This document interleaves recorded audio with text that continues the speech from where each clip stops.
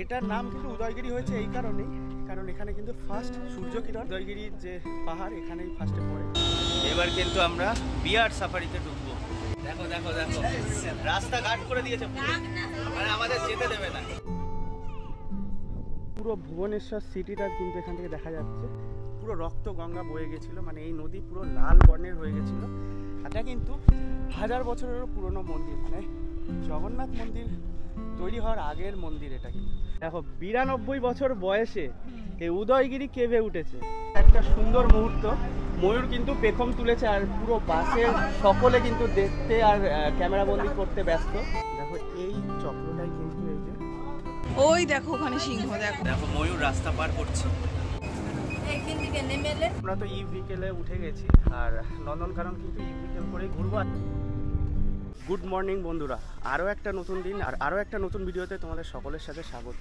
আমরা কিন্তু চলে এসেছি পান্থনিবাস, আর পান্থনিবাসের সামনে কিন্তু বাসও চলে এসেছে। আর এই পান্থনিবাসে কীভাবে আসলাম সেটা তোমাদের সাথে শেয়ার করি।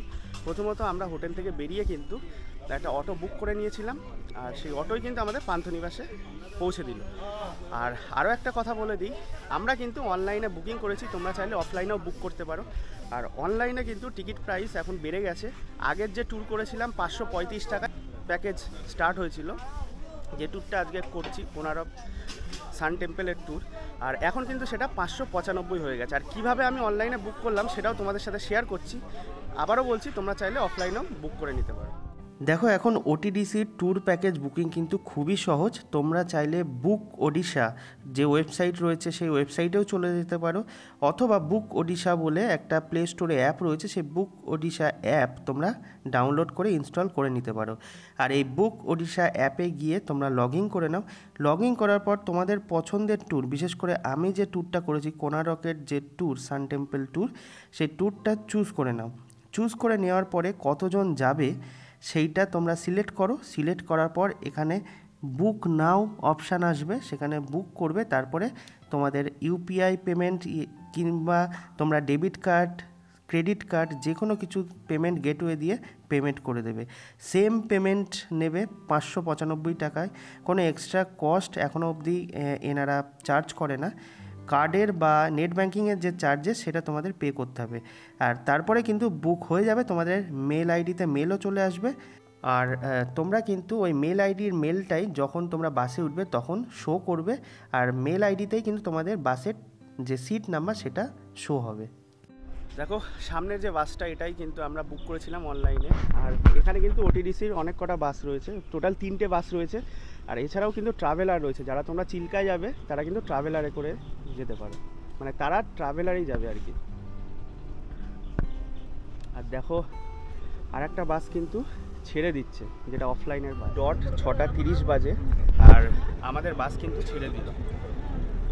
আর পান্থনিবাস থেকে যারা বাস ধরবে তাদেরকে একটা কথা বলে দিই, পুরো পাঞ্চুয়াল টাইমে কিন্তু বাস ছাড়ে, তো তোমরা কিন্তু আগে ভাগেই পান্থনিবাসের সামনে চলে আসবে।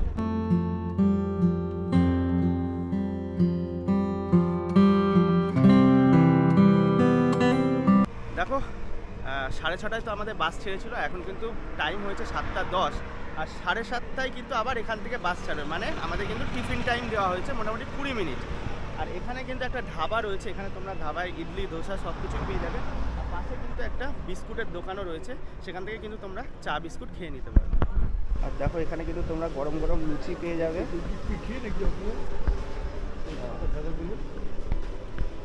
আর দেখো ইডলি, বড়া, সিঙ্গারা সব কিছুই রয়েছে।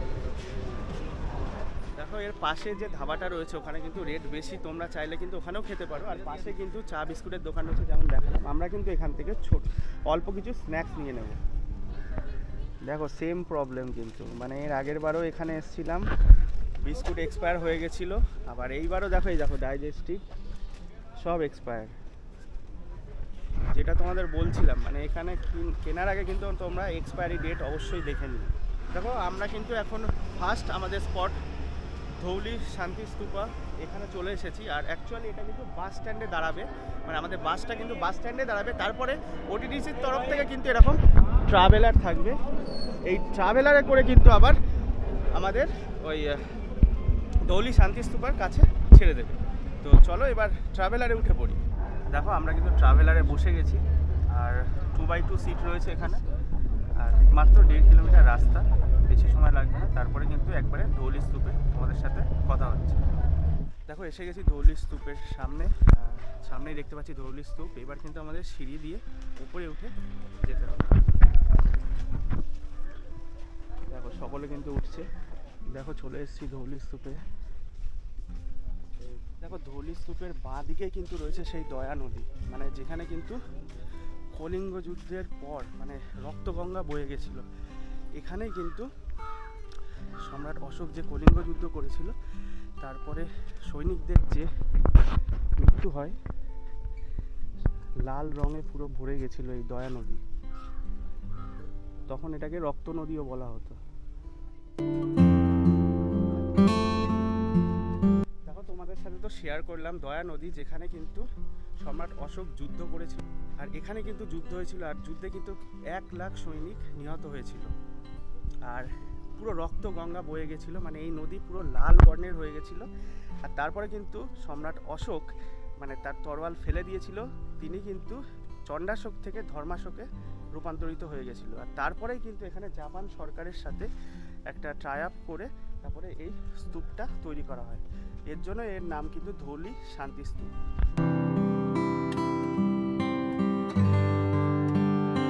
দেখো এই ধৌলি শান্তি স্তূপে কিন্তু টোটাল 4 দিকে বৌদ্ধ মূর্তি রয়েছে, মানে বুদ্ধদেবের 4 দিকে 4টে মূর্তি রয়েছে। আর এখানে কিন্তু তোমরা চাইলে উপরে উঠতে পারো। তো দেখো আমরা তো ধৌলি স্তূপা দেখে আবার আমাদের ট্রাভেলার যে রয়েছে সামনে দাঁড়িয়ে, ট্রাভেলারে উঠে পড়বো। তারপরে কিন্তু আবার বড় বাস যে ভলভো 9400 রয়েছে ওটিডিসির তরফ থেকে, সেই বাসে উঠে পড়বো।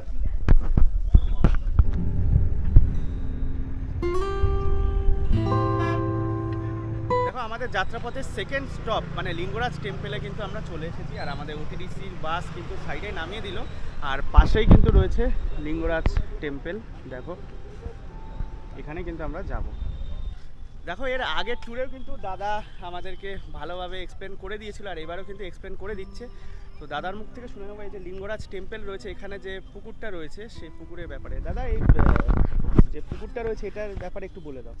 ওখানে একটা পুকুর আছে, পুকুরটার নাম হচ্ছে দেবী পাদহরা পুষ্করিণী। আচ্ছা। যখন ভুবনেশ্বর প্রথমে একটা জঙ্গল ছিল, ভুবনেশ্বরের নাম ছিল প্রথমে একাম্র ক্ষেত্র, ঠিক আছে?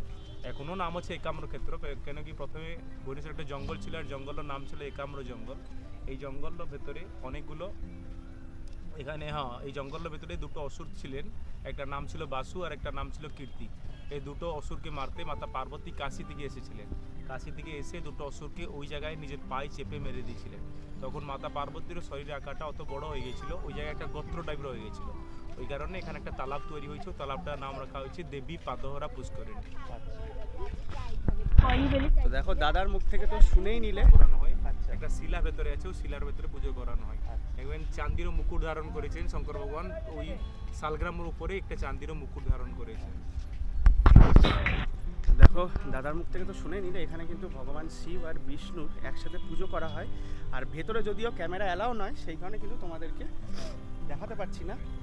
বাইরে থেকে যতটা পারবো তোমাদেরকে শেয়ার করবো।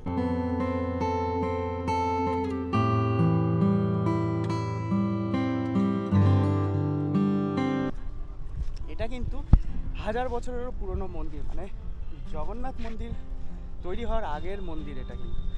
আর টোটাল প্রায় 720টা মন্দির আছে কিন্তু এই ভুবনেশ্বর সিটিতে, মানে ভুবনেশ্বরে। আর তার মধ্যে কিন্তু লিঙ্গরাজ টেম্পল অন্যতম। আর তোমাদের আরও একটা কথা বলে দিই, এখানে কিন্তু পুজো দেওয়ার ব্যবস্থা রয়েছে। আমরা ওটিডিসি বাস থেকে নেমেই কিন্তু একজন পান্ডা এসেছিলেন, বললো 101 টাকা দিয়ে পুজো দেওয়া যাবে, তার সাথে কিন্তু পুজো দেবে আর তোমাদের শুকনো প্রসাদ দেবে। তো তোমরা যারা চাও তারা কিন্তু এই লিঙ্গরাজ মন্দিরেও পুজো দিতে পারো। আর দেখো তোমাদের একটা কথা বলে দিই, যারা তোমরা এই ট্যুরটা করছো তাদের জন্যই প্রতিটা জায়গায় কিন্তু টয়লেট রয়েছে। তোমরা কিন্তু যে বাসে যাবে সেই বাসে গাইড রয়েছে, তাকে কিন্তু জিজ্ঞেস করে নেবে, তিনি কিন্তু বলে দেবে কোন জায়গায় টয়লেট রয়েছে, কোন জায়গায় দাঁড়াতে হয়। তো লিঙ্গরাজ টেম্পল তো দেখা হয়ে গেল, আবার কিন্তু আমরা বাসের কাছে চলে এসেছি। 9:15 বাজে, আমাদের কিন্তু টাইম দিয়েছিল 9:20, আর এখন কিন্তু আবার বাসে উঠে পড়ব। তো দেখো আমাদের বাস যেখানে দাঁড়িয়েছে, মানে এই যে উদয়গিরি খণ্ডগিরি পাহাড়ের কাছে, এই বাস কিন্তু আর যাবে না। তারপরে কিন্তু এখান থেকে তোমরা হেঁটেও যেতে পারো, এছাড়া অটো করেও যেতে পারো। আমরা কিন্তু অটো করে নিয়েছি। আমাদের অটো ভাড়া কিন্তু পড়েছে 10 টাকা পার হেড। দেখো চলে এসেছি উদয়গিরি কেভে, আর এই হচ্ছে উদয়গিরি। আর আর এটা তো উদয়গিরি, তারপরে কিন্তু খণ্ডগিরি রয়েছে। তো আমরা কিন্তু উদয়গিরিতে উঠবো, আর এর আগের বার তো খণ্ডগিরিও তোমাদের সাথে শেয়ার করেছি, আর উপর থেকে খণ্ডগিরিটাও শেয়ার করবো, কারণ আমাদের সাথে সিনিয়র সিটিজেন অনেকেই রয়েছে। তো সেই কারণে কিন্তু আমরা শুধু উদয়গিরিতে আজকে হয়তো উঠবো। দেখো এখান থেকে কিন্তু গুহা স্টার্ট হয়ে গেল, আর প্রচুর গুহা রয়েছে। আর ওই সাইডে ডান দিকে কিন্তু রয়েছে হাতিগুম্ফা, যেখানে খারবেলের হাতিগুম্ফা লিপি লিখিত হয়েছিল। দেখো এখানে কিন্তু প্রচুর হনুমান রয়েছে, আর এর আগের বার কিন্তু বানর পেয়েছিলাম, এখনো পর্যন্ত বানরের দেখা পাইনি। দেখো প্রচুর হনুমান। এই উদয়গিরি পাহাড়ের ওপরে এসে কিন্তু এখন হাতিগুম্ফার যে হস্তি গুম্ফা রয়েছে সেখানে চলে এসেছে, আর এখানেই কিন্তু খারবেল তার হাতিগুম্ফা লিপি লিখেছিলেন। দেখো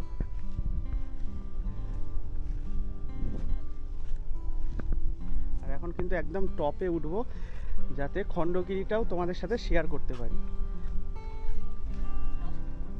দেখো এখন কিন্তু একদম উদয়গিরি যে কেভ রয়েছে তার একদম ওপরে চলে এসেছি। আর এটার নাম কিন্তু উদয়গিরি হয়েছে এই কারণেই, কারণ এখানে কিন্তু ফার্স্ট সূর্যকিরণ এই উদয়গিরির যে পাহাড় এখানেই ফার্স্টে পড়ে।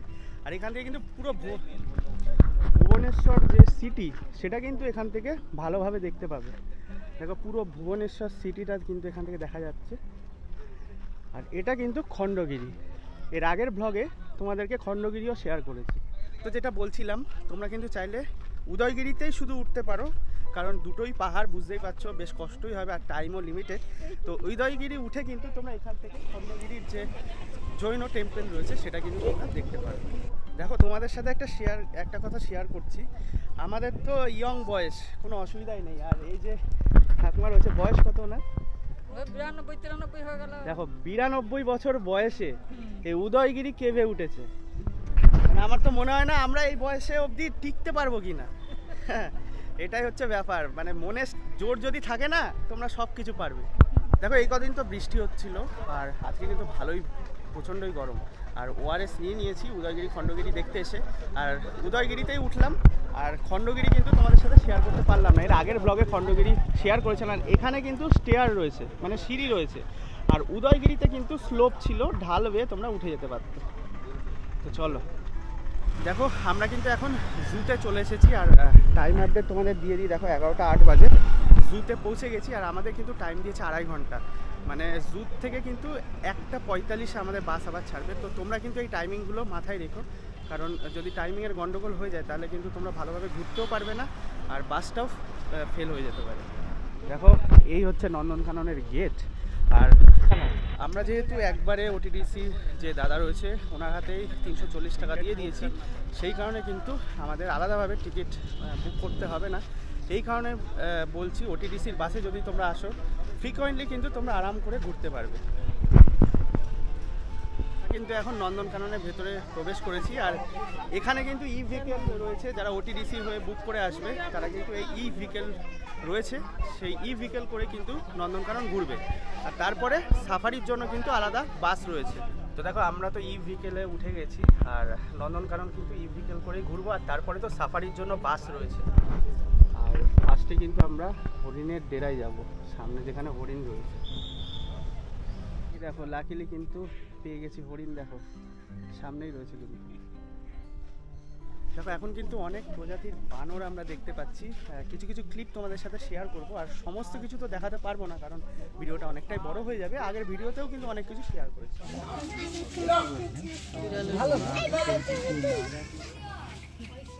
मगर हमारा जू के अंदर जितना भी बंदर का प्रजाति है सबसे सुंदर वाला बंदर यहाँ पर है। हाथ में मेहंदी, मुंह में लिपस्टिक, आँख में काजल।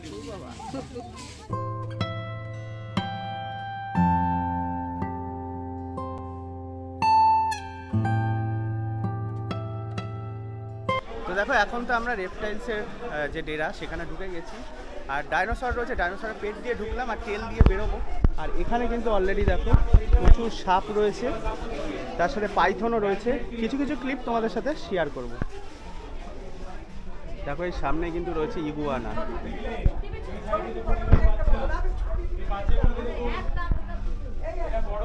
এখানেও দেখো ইগুয়ানার আরো প্রজাতি রয়েছে। দেখো এখানে কিন্তু রয়েছে বার্মিজ পাইথন।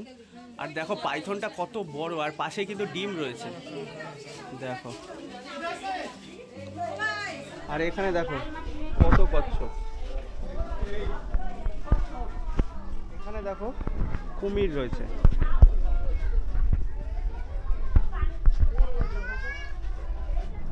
দেখো আমরা ইভিতে উঠে গেছি আবার, আর এবার কিন্তু সাফারির দিকে যাচ্ছি।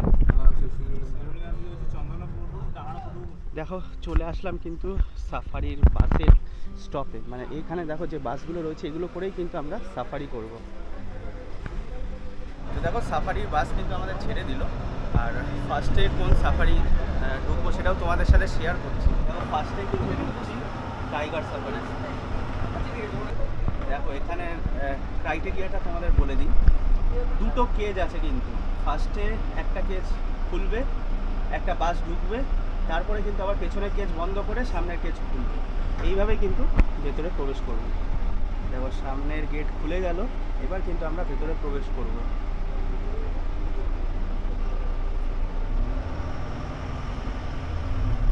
সাফারিতে বেরিয়েছি, আর এইদিকে কাকিমা কিন্তু বলছেন নেমে দেখবে। যাই হোক দেখো সামনে রয়েছে বাঘ বাবা।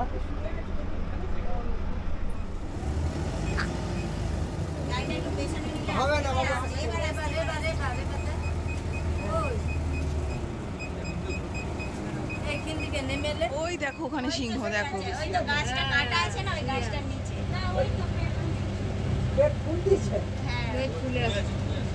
দেখো সাফারির মজা সবচেয়ে বেশি যারা পাবে তারা হচ্ছে বাচ্চারা। তোরা কোথা থেকে এসেছিস? হ্যাঁ মেদিনীপুর। দেখো এই ভাইটা কিন্তু মেদিনীপুর থেকে এসছে। আর কেমন এনজয় করছিস বল? ভালো। কি কি দেখলি? মানে এইটুকুর মধ্যে এখনো বাকি আছে যদিও। কি কি দেখলি? সব কিছু মোটামুটি দেখেছিস, মেন জিনিসগুলো, তাই তো? তো দেখো এরকম মানে বাচ্চাদের ইন্টারেস্ট বেশি আমাদের থেকে। তো যারা তোমরা আসছো তারা কিন্তু এই সাফারিটা মিস করো। এবার কিন্তু আমরা বিয়ার সাফারিতে ঢুকবো। আমরা কিন্তু রাস্তায় হেঁটে যাচ্ছে, দেখো ভাল্লুক। ওয়াও, সবচেয়ে বেস্ট কিন্তু ভাল্লুক পেয়েছি আমরা।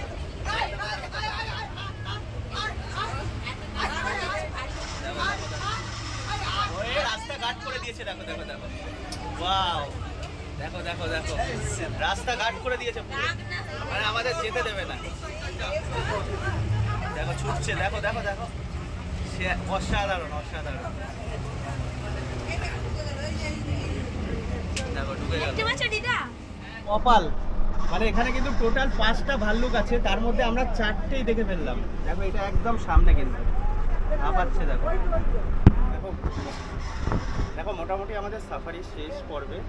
লাস্ট আমরা হরিণ দেখবো কিছু, তারপরে কিন্তু সাফারি থেকে বেরিয়ে যাবো। দেখো আমাদের সাফারি কিন্তু প্রায় শেষের পথে। তার মধ্যে কিন্তু দেখো একটা সুন্দর মুহূর্ত, ময়ূর কিন্তু পেখম তুলেছে, আর পুরো বাসের সকলে কিন্তু দেখতে আর ক্যামেরা বন্দি করতে ব্যস্ত। অসাধারণ মুহূর্ত কিন্তু। এই তো ঘুরেছে, দারুণ লাগছে, দারুণ।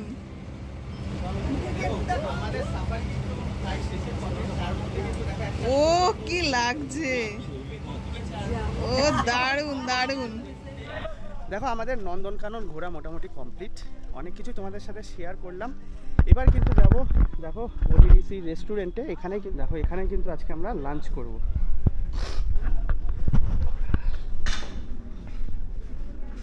দেখো এই হচ্ছে রেস্টুরেন্ট এরিয়া। দেখো এখানে কিন্তু মানে ওটিডিসি রেস্টুরেন্টে একটু রেটটা হাই আছে। আমরা কিন্তু ভেজ থালি নিয়ে নিয়েছি, আর ভেজ থালিতে দেখো পাঁপড় ভাজা রয়েছে, তার সাথে ভাত, আলু ভাজা, ডাল, একটা সবজি, পায়েস আর চাটনি। এই দিয়ে কিন্তু আজকে আমরা লাঞ্চ করব। আর সত্যি বলতে সকাল থেকে সেখানে কিছু খাওয়া হয়নি, তো খিদেও পেয়ে গেছে, তাড়াতাড়ি ঝটপট খাওয়া দাওয়া করে নিই।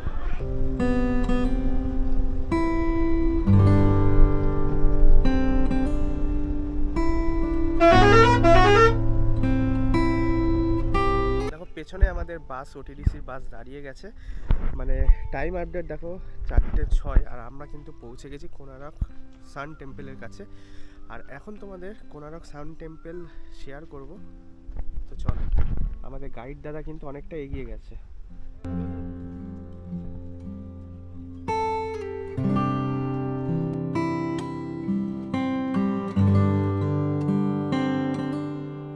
দেখো এখন কিন্তু যে কোনারক সান টেম্পল রয়েছে তার ভেতরে প্রবেশ করেছি। আর এটি কিন্তু রাজা নরসিংহদেবের মানে প্রথম নরসিংহদেবের আমলেই তৈরি, মানে তার তত্ত্বাবধানে তৈরি হয়েছিল। আর এর কিন্তু অনেক ইতিহাস রয়েছে, সমস্ত ইতিহাস বলতে গেলে কিন্তু ভিডিওটা অনেকটাই বড় হয়ে যাবে। তবুও দেখে দিই, দেখো এই টেম্পলে কিন্তু কোনো মূর্তি পুজো হয় না।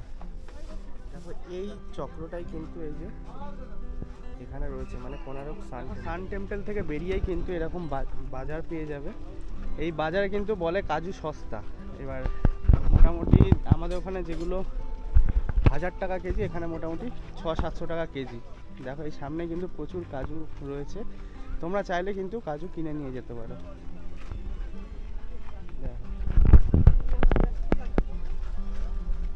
দেখো কোনারক সান টেম্পল দেখে আমাদের বাস কিন্তু আবার স্টার্ট দিয়ে দিয়েছে। এরপরে কিন্তু চন্দ্রভাগা বিচে ডাইরেক্ট যাব।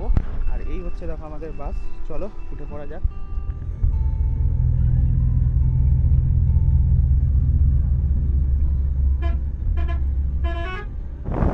দেখো পৌঁছে গেলাম চন্দ্রভাগা সি বিচে। আর এটা কিন্তু লাস্ট স্পটের আগের স্পট, মানে এরপরে কিন্তু স্যান্ড আর্ট মিউজিয়াম রয়েছে। আর এই চন্দ্রভাগা বিচ কিন্তু খুবই নির্জন, খুব সুন্দর লাগবে কিন্তু। আর বিশেষ করে ওটিডিসিতে আসলে কী করে এনারা বিকেলবেলা নিয়ে আসে, ওর জন্য সমুদ্রটা আরও সুন্দর লাগে আর বিচটাও আরও সুন্দর লাগে।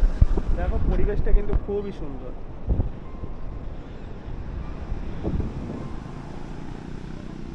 দেখো এখন কিন্তু চলে এসেছি রামাচণ্ডী টেম্পলের কাছে। এখানে কিন্তু রামজি চণ্ডীপাঠ করেছিলেন এমনই কিন্তু মনে করা হয়। আর এই হচ্ছে দেখো গেট।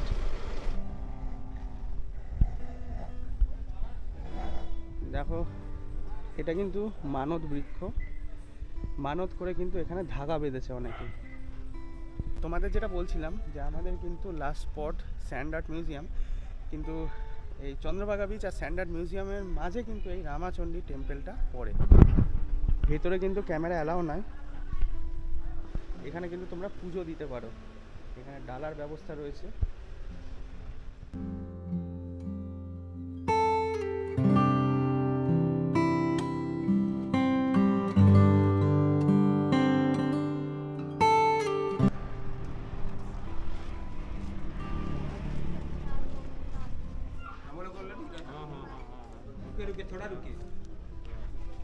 দেখো গৌতম বুদ্ধের স্ট্যাচু বানিয়েছে কিন্তু পুরো বালি দিয়ে। আর এদিকে তো আরও রয়েছে। দেখো এর আগের বার যে এসেছিলাম সেই স্যান্ড আর্টগুলো কিন্তু এখন চেঞ্জ হয়ে গেছে, এখন আরও নতুন নতুন স্যান্ড আর্ট শিল্পী বানিয়েছে। দেখো একটু আগে কোনারক সান টেম্পল দেখে আসলাম, আর এখানে কিন্তু পুরো স্যান্ড আর্টের মাধ্যমে দেখো ফুটিয়ে তুলেছে। তো দেখো ফাইনালি কিন্তু ট্যুর কমপ্লিট করে ফেললাম। আর ভিডিওটা কেমন লাগলো তোমরা অবশ্যই জানিও। যদি ভিডিওটা ভালো লেগে থাকে লাইক শেয়ার কমেন্ট করতে ভুলো না। আর অবশ্যই চ্যানেলটি সাবস্ক্রাইব করে জুড়ে থেকো এরকমই আরও ইন্টারেস্টিং ভিডিও পাওয়ার জন্য। আর কমেন্ট করতে ভুলো না আরও কিছু ইনফরমেশান পাওয়ার জন্য।